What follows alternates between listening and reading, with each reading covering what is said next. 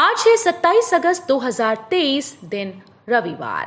Welcome back to Clean News UP. चलिए देखते हैं उत्तर प्रदेश की 25 फटाफट बड़ी खबरों को। इससे पहले आप न्यूज को कहां से देख रहे हैं हमें कमेंट में बताना बिल्कुल ना भूलें। साथ ही हमारे फेसबुक पेज को भी फॉलो करें। फेसबुक पेज का लिंक डिस्क्रिप्शन में दिया गया है।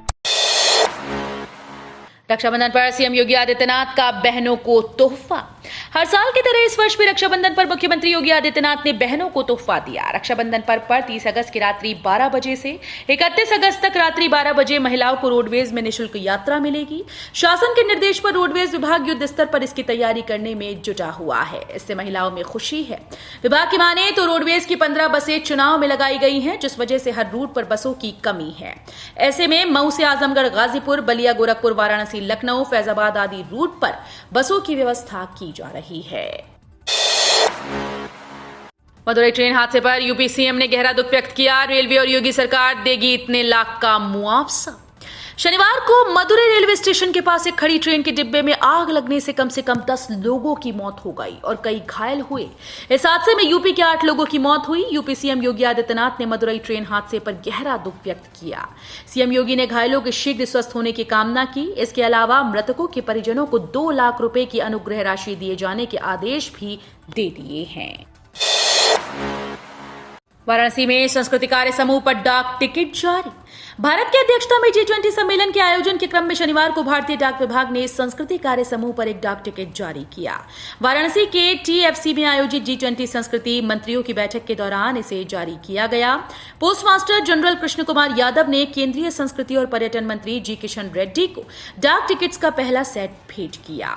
केंद्रीय मंत्री जी किशन रेड्डी ने कहा कि डाक टिकट किसी भी राष्ट्र की संस्कृति और विरासत को अन्य देशों से जोड़कर सांस्कृतिक आदान प्रदान की सुविधा प्रदान करता है।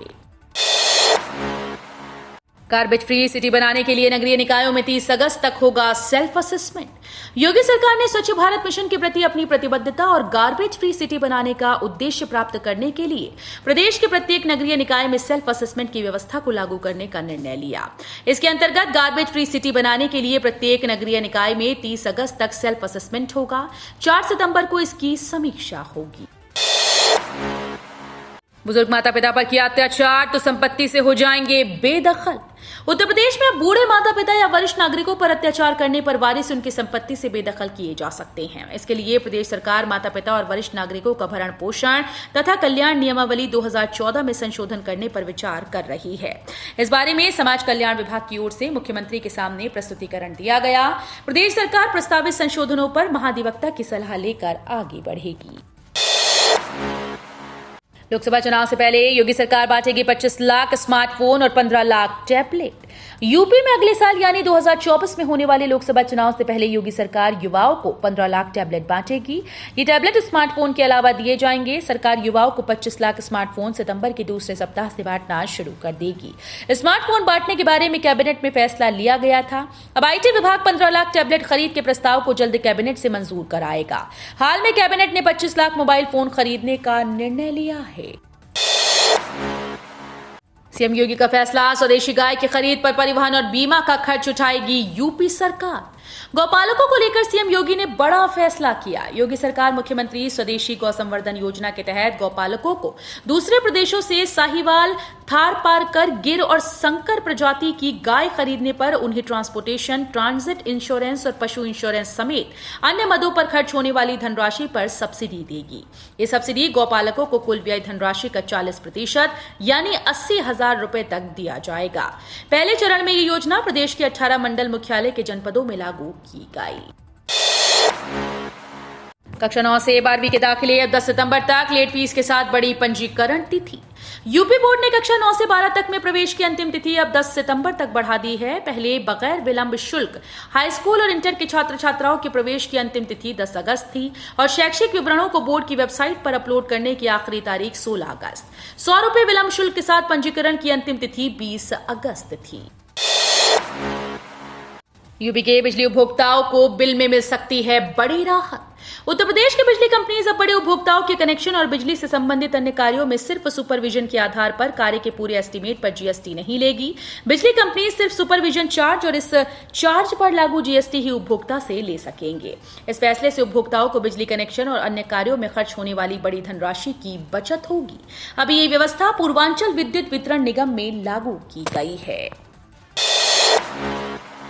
बिजनेस करने वालों को मिलेगा बिल्डिंग का यूनिक नंबर, इस काम के लिए होगा इस्तेमाल।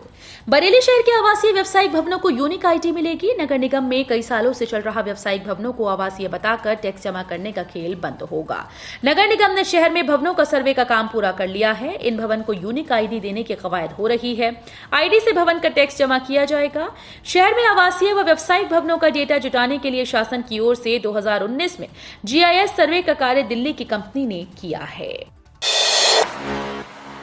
आगरा में गृहकर और जलकर में मिलेगी ब्याज माफी, प्रस्ताव हुआ पास। आगरा में बीते साल की तरह इस बार भी शहर के 3.5 लाख घरों के गृहकर और जलकर में ब्याज माफी का प्रस्ताव नगर निगम कार्यकारिणी ने पास कर दिया। शासन ने अनुमति मिलते ही नगर निगम फिर से एक मुश्त समाधान योजना यानी ओटीएस लाएगा। मेयर हेमलता दिवाकर की अध्यक्षता में नगर निगम कार्यकारिणी की बैठक पूर्वाह्न 11:30 बजे शुरू हुई, जो कि शाम तक चली। यूपी के 1000 किसानों से होगी वसूली, लोगों की भी कटेगी आरसी। यूपी के रामपुर जिले के 1000 से ज्यादा किसान समय से सहकारिता विभाग का कर्ज वापस नहीं कर सके, लिहाजा इतने किसान पैक्स समितियों के डिफॉल्टर हो गए। बकायेदारों की फेहरिस्त और लंबी हो गई। वसूली के लिए विशेष अभियान चलाया जाएगा। पुराने बकायेदारों की आरसी कटेगी। पैक्स समितियां अपने सदस्य किसानों को बैंक के जरिए कम ब्याज दर पर खाद और बीज के लिए फसली ऋण मुहैया कराती हैं। किसान को लोन की अदायगी हर साल 30 जून को अदा करनी होती है।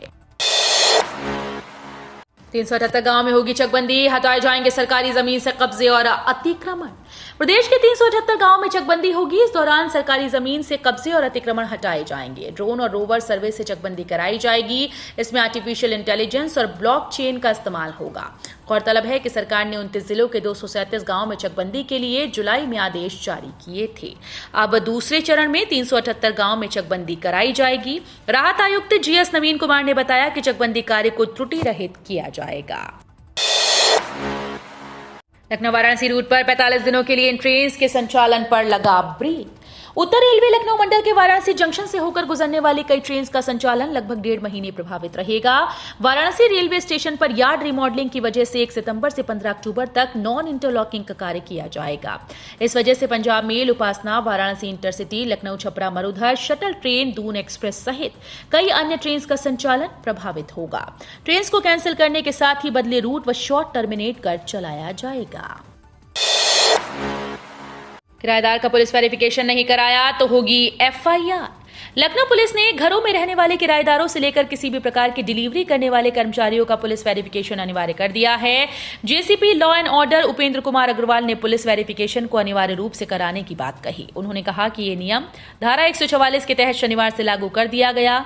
2 महीने के अंदर सभी संबंधित कंपनी और प्रतिष्ठान अपने डिलीवरी मैन और मकान मालिक किराएदार का सत्यापन करवा लें, जबकि 26 अगस्त से हर नए कर्मचारी और किराएदार का सत्यापन अनिवार्य है।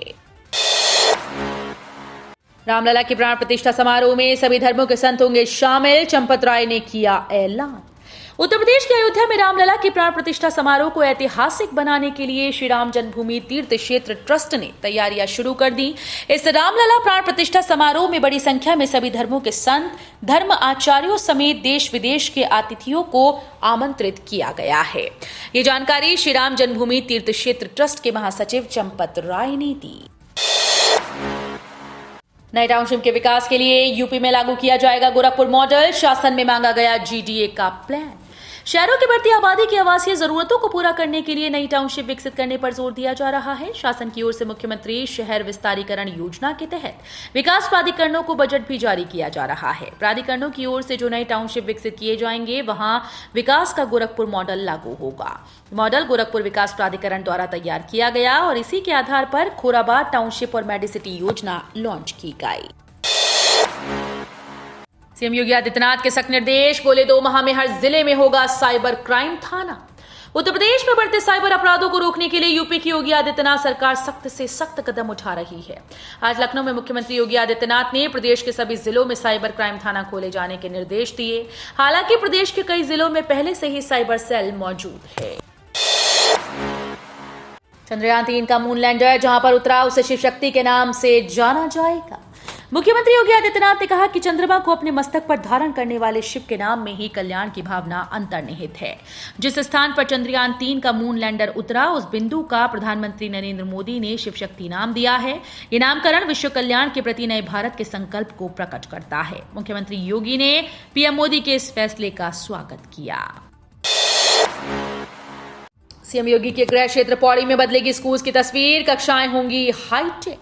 उत्तर प्रदेश के मुख्यमंत्री योगी आदित्यनाथ के गृह क्षेत्र यमकेश्वर में अब स्कूल की तस्वीर बदलेगी। सरस्वती के आंगन सुसज्जित होंगे और यहां की कक्षाएं हाईटेक हो गई हैं।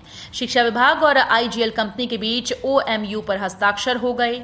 दोनों विद्यालयों में 1 करोड़ 32 लाख की धनराशि से कार्य होनी है। कक्षाओं में अब डिजिटल क्लास भी होगी। वाराणसी में बनेंगे 11 नए बिजली उपकेंद्र, सुचारू होगी आपूर्ति। अधिकारियों ने बताया कि नियार सलसवा के पास हरिबल्लमपुर, बसनी रमना, बड़ी गैबी, चितरंजन पार्क, सीर गोवर्धन, तरना, पांडेपुर, आशापुर और सालारपुर में उपकेंद्र बनेंगे। उपकेंद्रों में 5-5 MVA के 2-2 ट्रांसफार्मर प्रस्तावित हैं। इनके निर्माण पर 4 से 5 करोड़ रुपए खर्च होंगे। जिले में 11 नए उपकेंद्र बनाए जाएंगे। इसके माध्यम से ओवरलोड चल रहे विद्युत सब स्टेशन का लोड बांटा जाएगा। बीएचयू के वैज्ञानिकों का कमाल, नारियल की जटा से तैयार किया खाद्य फ्लेवर ब्रेस्ट कैंसर में करेगा दवा का काम। काशी हिंदू विश्वविद्यालय में नारियल की जटा से एंटीऑक्सीडेंट वाला एक फ्लेवर बनाया गया। वैज्ञानिकों का दावा है कि इसके अंदर एंटी कैंसर गुण हैं। ब्रेस्ट कैंसर में ये दवा का काम करेगा। पहली बार फ्लेवर्स वाले तत्वों को बनाने में सफलता मिली। खाद्य प्रसंस्करण और फार्मा उद्योगों के लिए भी इसका उपयोग किया जा सकेगा। रिमझिम फुहारों से तरबतर हुए लोग, 2 दिन और बारिश के आसार। 4 दिन से लगातार रुक रुक कर हो रही बारिश से मौसम खुशगवार हो गया। कल पूरे दिन सावन के फुहारों से लोग तरबतर होते रहे। दिन भर हल्की से मध्यम बारिश होती रही, जिससे अधिकतम और न्यूनतम तापमान सामान्य से 5 से 2 डिग्री सेल्सियस कम दर्ज किया गया। मौसम विभाग ने अभी 28 अगस्त तक मौसम के ऐसे ही खुशगवार बने रहने का अनुमान जताया है। प्राइवेट ITI की नहीं बढ़ेगी फीस। यूपी सरकार ने 2023-24 के लिए निजी ITI में फीस न बढ़ाने का फैसला लिया। प्रदेश के व्यावसायिक शिक्षा, कौशल विकास और उद्यमशीलता राज्य मंत्री कपिल देव अग्रवाल ने बताया कि कोरोना महामारी के चलते अभिभावक आर्थिक रूप से परेशान हैं। ऐसे में छात्रों को ये बड़ी राहत दी गई। बता दें कि निजी ITI में फीस वृद्धि की मनमानी पर रोक लगाने के लिए सरकार ने 2018 में एक समिति बनाई है। गोरखपुर कैंट स्टेशन की राह को रक्षा मंत्रालय की हरी झंडी, आसान होगा आवागमन। गोरखपुर कैंट रेलवे स्टेशन की राह को रक्षा मंत्रालय की हरी झंडी मिल गई। रक्षा मंत्रालय ने the chief of army staff सहित संबंधित अधिकारियों और रेलवे बोर्ड को कैंट स्टेशन पर सेकेंड एंट्री के लिए सेना की 7,790 वर्ग मीटर भूमि नियम और शर्तों के अनुसार उपलब्ध कराने के लिए दिशा निर्देश जारी कर दिए। रेल मंत्रालय ने 14 करोड़ 2,20,000 रुपए कीमत वाली सेना की भूमि के बदले भूमि उपलब्ध कराएगा। तो ये थी आज की 25 फटाफट बड़ी खबरें। अगर आपको न्यूज पसंद आई हो तो वीडियो को लाइक और शेयर जरूर करें। धन्यवाद।